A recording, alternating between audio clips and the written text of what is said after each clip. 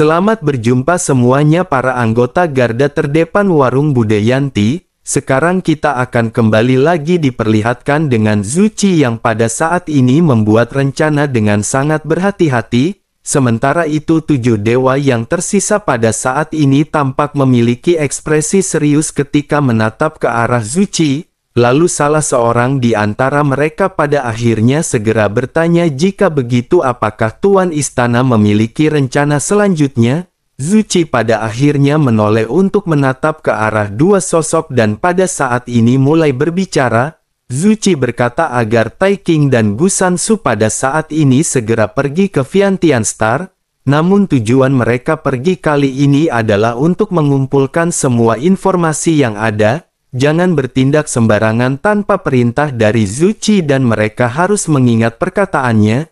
Dalam situasi apapun terkecuali nyawa mereka terancam, mereka jangan memprovokasi siapapun dengan mudah. Sosok wanita yang bernama Tai King pada saat ini menganggukkan kepalanya dan berkata bahwa dirinya mengerti arahan dari Tuan Istana. Sementara itu sosok yang bernama Gusansu pada saat ini segera mengerutkan kening sebelum akhirnya berbicara kepada Zuchi. Sosoknya lanjut berkata bahwa dirinya pada saat ini ingin bertanya mengenai suatu hal. Bisakah Tuan Istana pada saat ini memilih orang lain untuk melakukan tugas ini? Gusansu pada saat ini tampaknya benar-benar tidak cocok untuk tugas tersebut. Zuchi pada saat ini seketika memandang ke arah Gusansu dan bertanya apakah menurut Gusansu ada yang salah dengan pengaturan dari Zuchi. Gusansu pada saat ini terlihat sedikit ragu dan berkata bukan seperti itu permasalahannya. Hanya saja pada saat ini, sebelum sempat Gusansu menyelesaikan kata-katanya, Tai King pada saat ini segera mulai berbicara. Tai King berkata mungkinkah Gusansu tidak ingin bersama dengannya? Zuchi pada saat ini memandang keduanya sebelum akhirnya berkata bahwa dirinya ingat mereka berdua tidak banyak berinteraksi. Apakah sesungguhnya mereka berdua memiliki dendam pribadi? Gusansu pada saat ini tersenyum pahit dan menggelengkan kepalanya dan berkata bahwa itu tidak benar. Zuchi pada saat ini mengerutkan kening ketika memandang ke arah Gusansu dan Zuchi pada saat ini sedikit merenung. Zuchi pada akhirnya tidak ingin memperpanjang permasalahan ini. Zuchi lanjut berkata jika begitu permasalahannya maka Yu King bisa pergi bersama dengan Tai King untuk melaksana tugas. Tai King pada saat ini langsung terkejut dan sosoknya langsung menolak perintah dari Zuchi. Sosok wanita yang bernama Yu King juga pada saat ini segera berteriak menolak perintah tersebut. Keduanya pada saat ini saling memandang sebelum akhirnya mereka saling memalingkan wajah. Zuchi pada saat ini memandang keduanya dan Zuchi pada saat ini kebingungan. Zuchi pada akhirnya segera lanjut berkata bahwa permasalahan ini sudah diputuskan. Mereka berdua tidak boleh melakukan kesalahan dan mereka semua harus melapor. Keduanya pada saat ini hanya bisa terdiam merasakan tekanan kuat yang melesat dari Zuchi. Pada akhirnya keduanya segera melesat ke langit dan begitu di udara Yu King pada saat ini mengajak Tai King untuk pergi ke arah timur. Sementara itu Tai King pada saat ini mengajak Yu King untuk pergi ke utara. Kedua wanita ini tidak memiliki tujuan yang jelas dan keduanya pada akhirnya bertengkar hanya karena berbeda arah.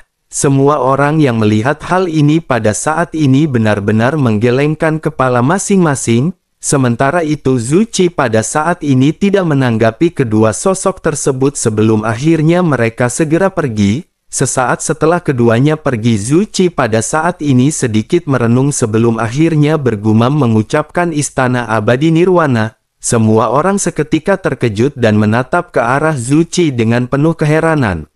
Salah seorang di antara mereka segera berkata bahwa tempat itu telah lama menjadi reruntuhan. Istana Nirwana ini sudah tidak ada lagi dan apa yang akan mereka lakukan dalam perjalanan ini? Zuchi pada saat ini kembali menoleh ke arah mereka dan berkata bahwa mereka harus pergi. Ancaman sebenarnya berada di sana dan mereka harus mengutamakan hal tersebut.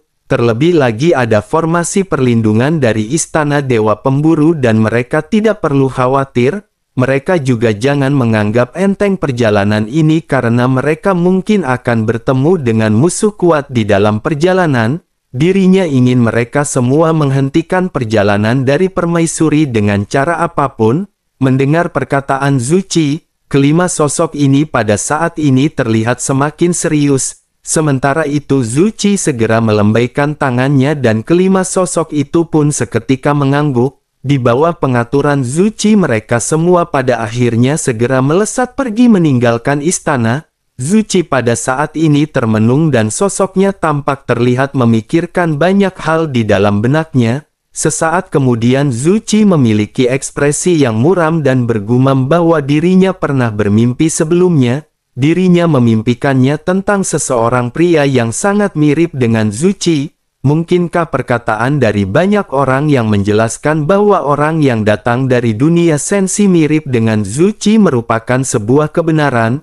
Dirinya benar-benar sangat penasaran seberapa miripkah orang ini dengan Zuchi.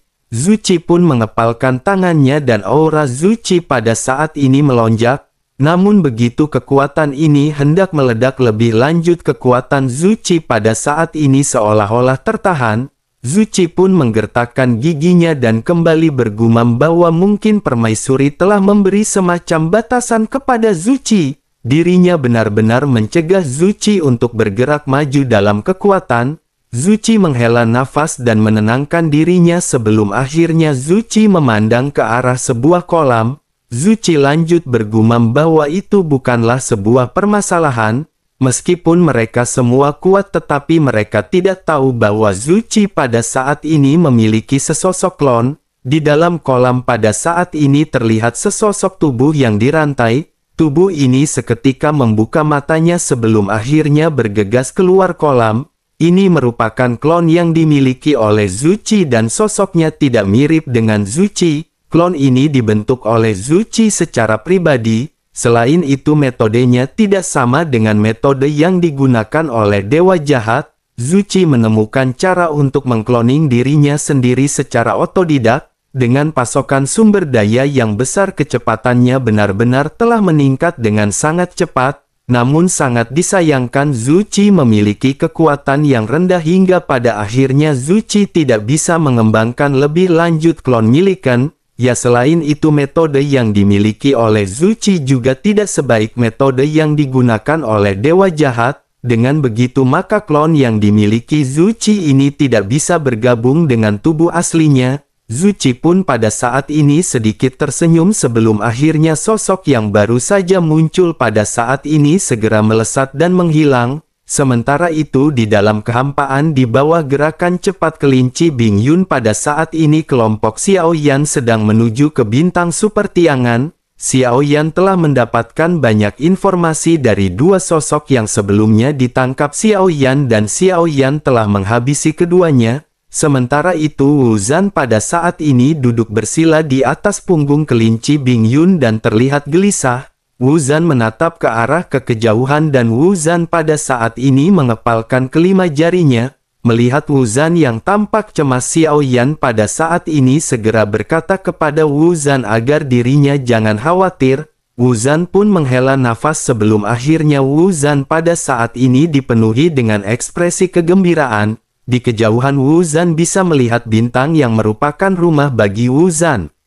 Namun sesaat kemudian Wu Zhan bisa melihat bahwa di sekitar bintang super tiangan sepertinya ada banyak sosok yang melayang di udara. Ada juga simbol-simbol besar dan kelihatan cahaya yang muncul di udara dan Wu Zhan seketika terkejut. Wu Zhan mengenali simbol-simbol ini dan Wu Zhan bergumam mungkinkah itu adalah mata formasi Changtian lagi? Wu Zhan pada saat ini menggertakkan giginya dan pupil mata Wu Zhan tiba-tiba menyusut. Tubuhnya bergetar ketika Wu Zhan bertanya apa yang akan dilakukan oleh Istana Dewa Pemburu. Setelah selesai berbicara kaki Wu Zhan pun melangkah maju dan meninggalkan punggung kelinci Bing Yun. Wu Zhan meledakkan seluruh kekuatannya dan melesat dalam sekejap mata. Kecepatan yang ditampilkan oleh Wu Zhan ini sangat menakutkan dan Xiao Yan pada saat sebelumnya belum pernah melihat kecepatan ini. Xiao Yan juga sedikit mengerutkan kening dan Xiao Yan pada saat ini menyadari apa yang diinginkan oleh Istana Dewa Pemburu. Xiao Yan pun langsung memanggil Gou Yan dan bertanya apakah Gou Yan bisa memecahkannya. Gou Yan pada saat ini menghela nafas dan bertanya kepada Xiao Yan tanpa daya apakah Xiao Yan ingin memeras Gou Yan. Xiao Yan menoleh ke arah Gou Yan yang pada saat ini masih terlihat lemah. Gou Yan tampaknya belum pulih sepenuhnya setelah dirinya menghancurkan formasi sebelumnya. Xiao Yan pada saat ini hanya bisa menggertakkan gigi dan bertanya apakah Gou Yan bisa menghancurkan formasi ini. Gou Yan menatap ke arah formasi di kejauhan dan Gou Yan pada saat ini sedikit terdiam. Sesaat kemudian Gou Yan pada saat ini berkata bahwa apapun usaha mereka tidak akan berhasil. Formasi sudah diselesaikan, terlebih lagi pertahanan formasi ini juga telah bertambah. Ini adalah ketiga kalinya Gou Yan akan memecahkan formasi tersebut. Dengan begitu maka Gou Yan akan memakan waktu lebih lama daripada sebelumnya. Xiao Yan pada saat ini sedikit mengerutkan kening mendengar apa yang dikatakan oleh Gou Yan. Xiao Yan hanya bisa menatap ke arah Wu Zhan di kejauhan yang bergegas menyerang ke arah formasi. Sesuai ekspektasi Xiao Yan, Wu Zhan pada saat ini tidak mengambil tindakan sembarangan. Wu Zhan pada saat ini datang ke depan ratusan para pemburu dewa. Tubuh Wu Zhan tampak melunak dan dirinya pada saat ini berlutut di kehampaan. Ratusan pemburu dewa juga pada saat ini menyadari keberadaan Wu Zhan dan mereka segera memandang ke arah Wu Zhan. Pemimpin mereka juga pada saat ini dengan tegas segera berteriak kepada Wu Zhan. Sosoknya berkata apakah Wu Zhan bisa mengakui kesalahannya? Wu Zhan dengan tertunduk segera berkata bahwa dia mengaku bersalah. Wu Zhan bersedia memikul semua tanggung jawab dan bahkan mengorbankan nyawanya. Semua ini tidak ada hubungannya dengan bintang super tiangan atau ribuan makhluk di dalamnya. Oleh karena itu Wu Zhan meminta kepada mereka untuk tidak melibatkan orang-orang yang berada di dalam bintang super tiangan.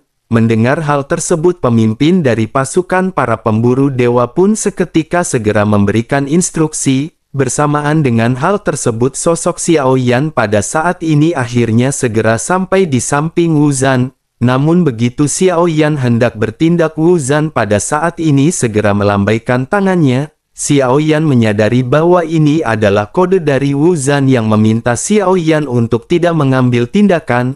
Wu Zhan menyadari begitu Xiao Yan mengambil tindakan, sinar penghancur dari mata formasi akan langsung menembus bintang super tiangan. Xiao Yan pada saat ini hanya bisa mengerutkan kening dan Xiao Yan hanya bisa menatap ke arah sosok-sosok yang melayang di udara. Sementara itu ratusan orang dari Istana Dewa Pemburu pada saat ini tentu menyadari keberadaan Xiao Yan dan memandang ke arah Xiao Yan. Begitu mata mereka semua terfokus pada Xiao Yan, pupil mata mereka menyusut. Beberapa di antara mereka bahkan menunjukkan rasa takut dan tanpa sadar bergumam mungkinkah ini adalah Tuan Istana. Pemimpin mereka juga pada saat ini terkejut dan matanya pada saat ini menyipit ketika menetap ke arah Xiao Yan. Namun sosoknya segera mengenali perbedaan di antara mereka berdua. Sosoknya berkata bahwa ini bukan penguasa istana dan dirinya hanya terlihat mirip dengan penguasa istana. Setelah selesai berbicara sosoknya mengabaikan Xiao Yan dan segera kembali memberikan instruksi. Sosoknya memerintahkan para prajurit untuk mengeluarkan jantung dan merebut kekuatan abadi dari Wu Zhan. Xiao Yan pada saat ini mengerutkan kening mendengar apa yang diinstruksikan oleh sosok tersebut. Sementara itu banyak prajurit pada saat ini segera bergegas mengelilingi Wu Zhan. Sesaat kemudian banyak rantai yang dilesatkan dan langsung menembus tubuh Wu Zhan. Salah seorang di antara mereka juga segera bergegas mendekat ke arah Wu Zhan. Telapak tangan sosok tersebut langsung menghantam punggung Wu Zhan hingga menembus ke bagian dada Wu Zhan. Jantung emas yang berdetak pada saat ini dapat terlihat di telapak tangan yang berlumuran darah. Pada saat yang sama Wu Zhan juga pada saat ini memuntahkan seteguk darah. Aura Wu Zhan tiba-tiba menjadi lesu dan Wu Zhan pada saat ini menggertakkan giginya. Lubang berdarah di dada Wu Zan pada saat ini mulai sembuh dengan cepat, namun meskipun begitu kekuatan Wu Zan pada saat ini benar-benar turun ke tingkat dogat. Melihat Wu Zan yang pada saat ini sudah tidak berdaya, pemimpin dari kelompok ini pun seketika memerintahkan para prajurit untuk membawa Wu Zan. Selanjutnya mereka juga akan menghancurkan bintang super tiangan. Begitu pemimpin para pemburu dewa berbicara, Wu Zan tiba-tiba mengangkat kepalanya. Matanya terlihat merah ketika dirinya berteriak memerintahkan mereka untuk menunggu. Wu Zan telah menyerahkan diri dan Wu Zan akan bertanggung jawab atas semuanya. Dirinya pada saat ini memohon kepada para pemburu dewa untuk melepaskan bintang super tiangan. Pemimpin dari pemburu dewa pada saat ini memiliki pandangan yang acuh tidak acuh dan benar-benar mengabaikan Wu Zan. Wu Zan pada saat ini menggertakkan giginya dan tiba-tiba menatap ke arah Xiao Yan. Terlihat adanya permohonan dari tatapan yang dilontarkan oleh Wu Zan. Wu Zan pada saat ini tidak lagi memiliki pilihan karena kekuatan keabadiannya telah diambil. Kekuatannya telah turun ke tingkat dogat dan Wu Zan benar-benar tidak memiliki kemampuan untuk melawan. Dengan kekuatannya yang pada saat ini berada di dogat bintang 6, bahkan berhadapan dengan para prajurit saja Wu Zan benar-benar tidak akan bisa bertahan. Xiao Yan juga pada saat ini menyadari apa yang pada saat ini diinginkan oleh Wu Zan.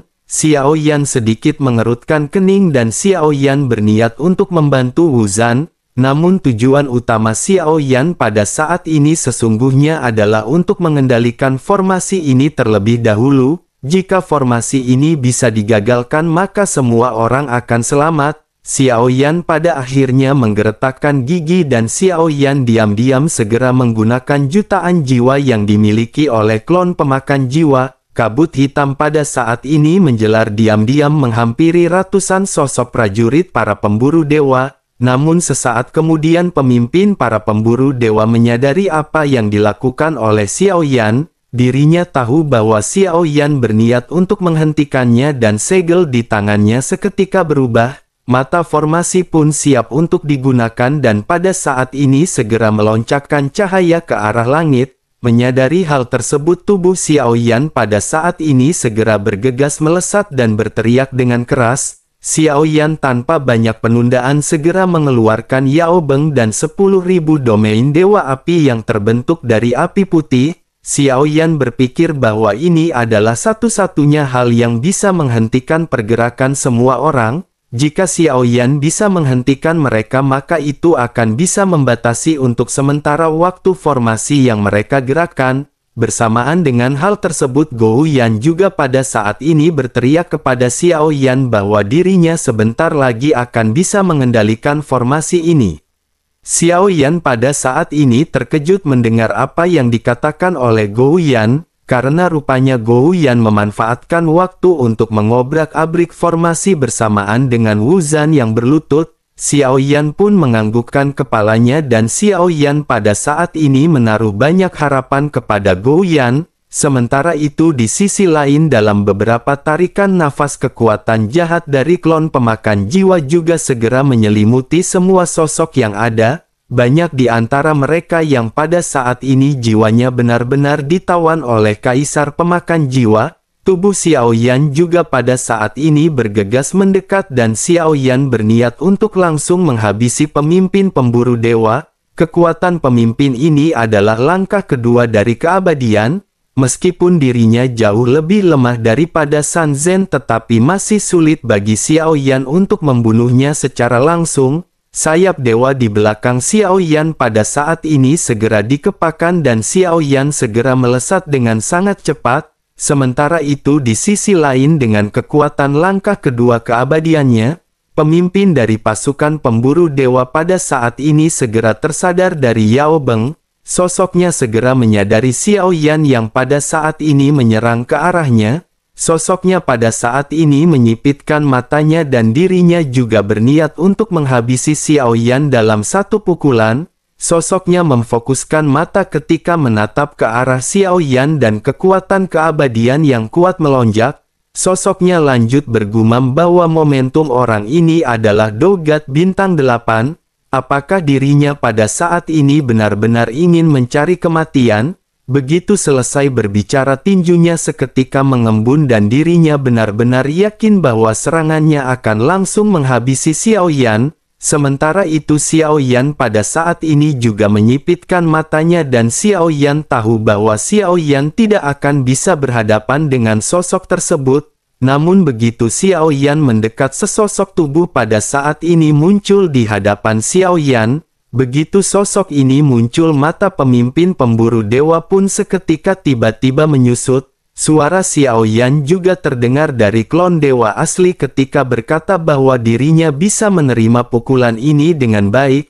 Klon dewa asli dengan 3 bintang yang terlukis di keningnya pada saat ini melesatkan tinjunya yang biasa-biasa saja. Namun pemimpin para pemburu dewa pada saat ini menyadari ada kekuatan aneh yang dimiliki oleh sosok tersebut. Sosoknya bergumam bahwa tidak ada fluktuasi origin ki dan tidak ada kekuatan keabadian. Sosoknya pada saat ini berniat untuk mundur, tetapi hal tersebut tampaknya benar-benar sudah terlambat. Sosoknya hanya bisa melesatkan tinju kuat miliknya dan kedua tinju pada akhirnya seketika bentrok. Suara teredam langsung keluar dan kekuatan keabadian juga seketika mengalir dengan gila-gilaan. Aura yang kuat seketika melonjak menyebabkan semua sosok dalam jarak 100 meter segera terguncang. Xiao Yan pada saat ini menggunakan sayap dewa untuk melindungi sosoknya dan Xiao Yan pada saat ini kembali melesat ke arah lain. Xiao Yan tidak ingin banyak membuang waktu dan Xiao Yan harus segera menghentikan formasi ini. Xiao Yan berniat menghancurkan banyak prajurit yang pada saat ini tertegun karena jiwanya telah dipenjara oleh Raja Pemakan Jiwa. Sosok klon pemakan jiwa juga mendekati Xiao Yan dan Xiao Yan langsung menggunakan teknik pembentuk kehidupan.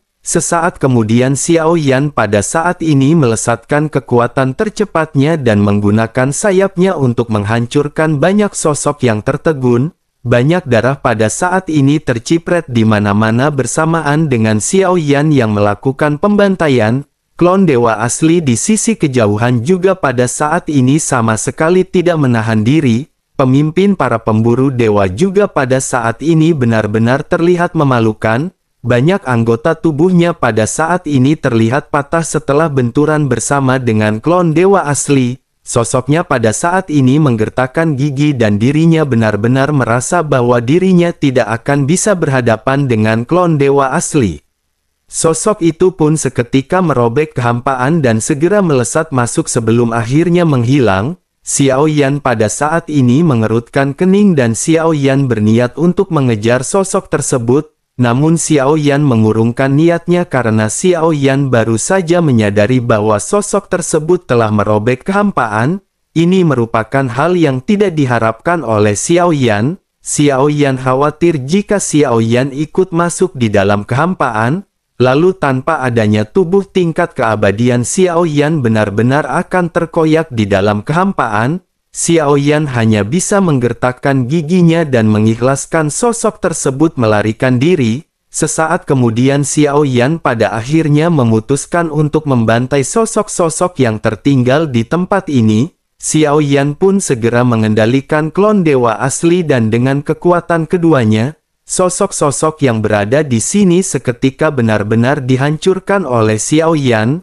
Klon dewa asli menghancurkan banyak sosok dengan satu pukulan dan kekuatan ini benar-benar sangat mencengangkan. Banyak benturan pada saat ini seketika terjadi sebelum pada akhirnya para pemburu dewa benar-benar dilenyapkan. Setelah menyelesaikan semua ini Xiao Yan pada saat ini segera melesat di kehampaan dan Xiao Yan mengumpulkan banyak cincin penyimpanan. Xiao Yan pun seketika tersenyum dan berkata bahwa ini benar-benar lumayan. Xiao Yan tidak menyangka bahwa dirinya benar-benar akan mendapatkan harta lagi setelah pertempuran besar kali ini. Melihat apa yang dilakukan oleh Xiao Yan, Wu Zhan pada saat ini hanya bisa tersenyum pahit. Sosoknya benar-benar merasa tidak berdaya. Hal ini benar-benar tidak masuk akal di benak Wu Zhan karena Xiao Yan benar-benar sangat kuat. Bagi kebanyakan orang kuat, cincin penyimpanan seperti ini benar-benar merupakan hal yang tidak berguna. Namun tampaknya Xiao Yan benar-benar sangat tertarik dengan cincin penyimpanan seperti ini. Setiap kali Xiao Yan membunuh, Xiao Yan pasti akan mengumpulkan cincin penyimpanan dari para korbannya. Wu Zhan hanya bisa menghela nafas sementara Xiao Yan juga pada saat ini menghela nafas lega. Tetapi meskipun begitu sekarang Wu Zhan telah kehilangan jantungnya. Dengan begitu maka pada saat ini Wu Zhan telah terjatuh ke tingkat dogat dan Wu Zhan benar-benar tidak lagi bisa melindungi bintang sepertiangan di masa depan. Wu Zhan pada saat ini sedikit terdiam dan Wu Zhan benar-benar tidak berdaya dengan semua ini. Sementara itu di sisi lain Xiao Yan pada saat ini merasakan adanya sesuatu yang tidak beres dengan klon dewa asli. Setelah pertempuran ini klon dewa asli sebenarnya memiliki perasaan menolak kehendak Xiao Yan. Tampaknya kekuatan dewa asli dan Xiao Yan masih memiliki kesenjangan yang cukup besar. Xiao Yan pun tanpa ragu segera menyegel klon dewa asli kembali ke dalam 9 peti mati. Hanya 9 peti mati di pagoda pemurnian yang benar-benar akan bisa menekan klon dewa asli. Xiao Yan juga pada saat ini sedikit merenung dan Xiao Yan berpikir bahwa Xiao Yan masih harus lebih berhati-hati. Xiao Yan harus menentukan waktu agar bisa mengontrol pertempuran begitu klon dewa asli muncul. Sementara itu di sisi lain Wu Zhan pada saat ini segera mendatangi Xiao Yan dan segera menangkupkan tangannya. Wu Zhan berkata bahwa dirinya ingin berterima kasih atas nama semua makhluk di bintang super tiangan. Xiao Yan segera melangkah maju dan membantu Wu Zhan untuk berdiri sebelum akhirnya Xiao Yan berbicara. Xiao Yan berkata bahwa monyong-monyong bencana dari bintang super tiangan ini disebabkan oleh Xiao Yan. Oleh karena itu Xiao Yan pada saat ini sejujurnya harus bertanggung jawab mengenai semua ini. Begitu Xiao Yan selesai berbicara Xiao Yan pada saat ini segera mengeluarkan sebotol batu giok. Botol ini berisikan esensi dan darah keabadian yang diperoleh oleh Xiao Yan dari membunuh makhluk keabadian sebelumnya. Xiao Yan segera memberikan botol batu giok tersebut kepada Wu Zhan, sementara Wu Zhan pada saat ini langsung melambaikan tangannya. Wu Zhan menolak hal tersebut karena dirinya tahu bahwa setetes esensi darah ini adalah darah keabadian dan sangat berharga. Sementara itu Xiao Yan pada saat ini tertegun dan Xiao Yan bertanya apakah satu tetes saja tidak cukup. Xiao Yan segera mengeluarkan sebotol lagi dan kembali menyerahkannya ke arah Wu Zhan. Ekspresi Wu Zhan segera berubah drastis dan Wu Zhan segera kembali melambaikan tangannya dengan liar. Wu Zhan berkata bahwa saudara Xiao Yan telah menyelamatkan bintang super tiangan. Ini juga merupakan kebaikan besar yang tidak bisa diungkapkan hanya dengan sebuah kata-kata. Setetes esensi darah abadi ini terlalu berharga dan tidak boleh disia-siakan. Xiao Yan pun tersenyum dan Xiao Yan pada saat ini kembali menyerahkan 2 botol batu giok ini kepada Wu Zhan. Xiao Yan lanjut berkata bahwa Xiao Yan memberikan 2 tetes darah abadi ini sebagai ucapan terima kasih dari Xiao Yan. Wu Zhan telah membantu Xiao Yan selama dalam perjalanan dan Xiao Yan berharap mereka akan bertemu lagi di masa depan jika memiliki kesempatan. Wu Zhan pada saat ini terdiam mendengar apa yang dikatakan oleh Xiao Yan. Wu Zhan benar-benar terenyuh melihat kesungguhan dari Xiao Yan. Wu Zhan pada akhirnya menghela nafas dan berkata bahwa 1 tetes saja sudah cukup. Wu Zhan pasti akan mengingat kebaikan besar dari saudara Xiao Yan. Setetes esensi darah keabadian ini juga bukan untuk kekuatan tetapi untuk perlindungan. Dirinya ingin mengucapkan lagi terima kasih kepada saudara Xiao Yan karena telah membantu Wu Zhan. Xiao Yan pada saat ini tersenyum dan Xiao Yan tidak mengatakan apa-apa lagi kepada Wu Zhan. Xiao Yan hanya memberinya setetes darah keabadian dan lanjut menyimpan botol batu giok yang tersisa. Xiao Yan pada saat ini menghela nafas lega dan Xiao Yan berharap Wu Zhan akan segera mengembalikan kekuatannya menuju tingkat keabadian supaya bisa mabar lagi di warung Budayanti.